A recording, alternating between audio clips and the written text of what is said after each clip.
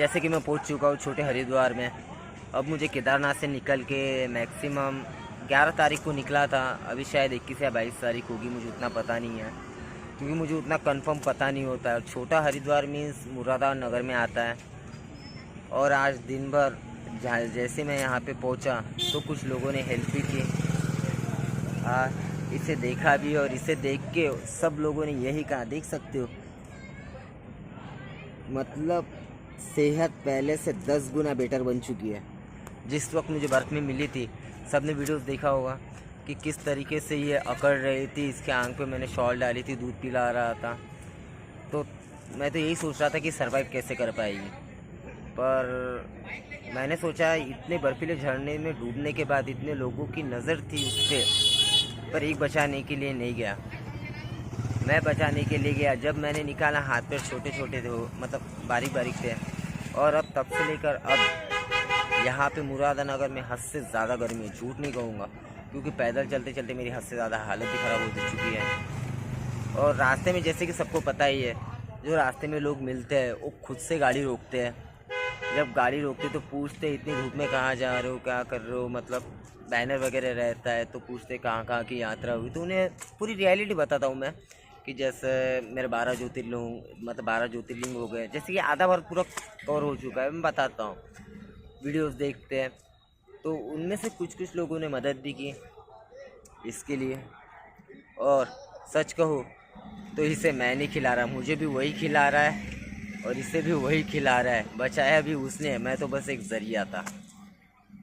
पर इतना ज़रूर कहूँगा, अगर इंसान का दिल सच्चा हो ना तो ऊपर वाला किसी न किसी रूप में ज़रूर आता है।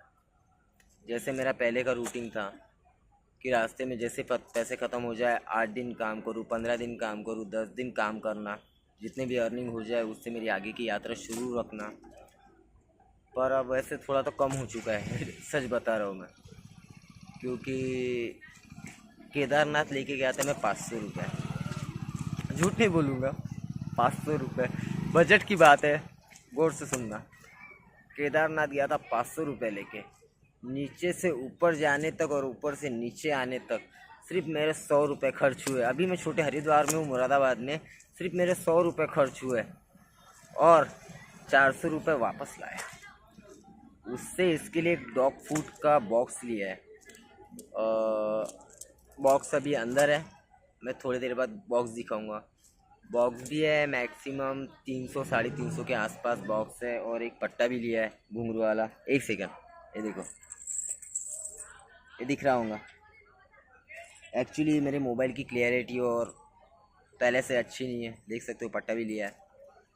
जिन जिन लोगों ने मदद की है इसके लिए, वो पैसे इसी की इसमें गया है और इसी की इसमें जाने वाले हैं, क्योंकि सब लोगों ने कहा इसका ध्यान रखना, और मुझसे जितना हो सके उतना मैं ध्यान तो रख रही हूँ। पर मेरे साथ आते आते कुछ हादसे हुए हैं, जैसे कि मैं जैसे आ रहा था, एक सेकंड, मुझे पहले से याद नहीं रहता, मुझे अब याद करना पड़ेगा।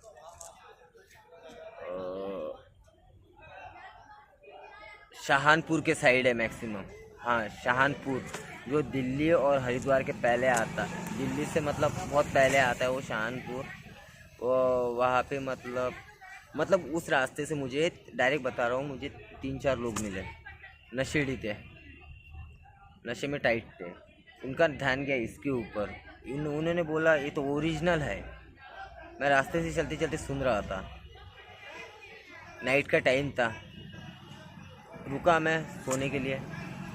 वो चारों पीछे से है, मेरी आग जैसी लगी वैसे इसे उठाया, थोड़ा सा आगे गए, एकदम से मेरा पूरा दिमाग ख़राब हो गया क्योंकि घुंघरू की आवाज़ आई। डायरेक्ट मैं उठा, डायरेक्ट मैं खड़ा हुआ और डायरेक्ट पंच मारा मुंह पे। भाई 2 मिनट रुक जा, 2 मिनट रुक जा, हाँ बैठ बैठ बैठ बैठ, टेंशन नहीं, बैठ जा। एक्चुअली छोटे हरिद्वार में आया था पिछली बार भी, ये भाई मुझे मिला था जब मैं पैदल यात्रा कर रहा था। भाई तेरा नाम क्या है? सोनू। कहाँ से बिलोंग करते हो? कहाँ के रहने वाले हो? मुरादनगर। भाई मुरादनगर से बिलोंग करता है। जैसे कि मैं यहाँ पे छोटे हरिद्वार में आया था, मैंने बताया, तो मुझे 4 लोग रास्ते से जैसे मिले तो मैंने एक का मुंह पूरा फोड़ दिया, क्योंकि रात के वक्त इससे उठा के लेके जा रहा था, जैसे मेरी आँख लगी थी। 2 मिनट, 2 मिनट। तो जैसे मतलब कैसे मुझे, मैं नींद में भी रहूँ तो मुझे इतना पता रहता है कि मेरी चीज़ यहाँ से वहाँ कैसे हट रही है, पर इसे जैसे ही उठाया तो घुंघरू की आवाज़ नीचे नहीं बजे, वो आवाज़ बजे ऊपर, जिसके वजह से डायरेक्ट मेरा पंच बना और सीधा मैंने आगे वाले के मुंह पे मारा। डायरेक्ट बंदा नीचे गिरा। अब उसकी हालत कैसी और कंडीशन कैसे है मुझे कुछ भी नहीं पता। अब बचे 3 बंदे पूरे डर गए। हाँ, उसमें से एक बंदे ने जिसने पकड़ा था वो तो नीचे गिरा था, ये भी नीचे गिर गई थी।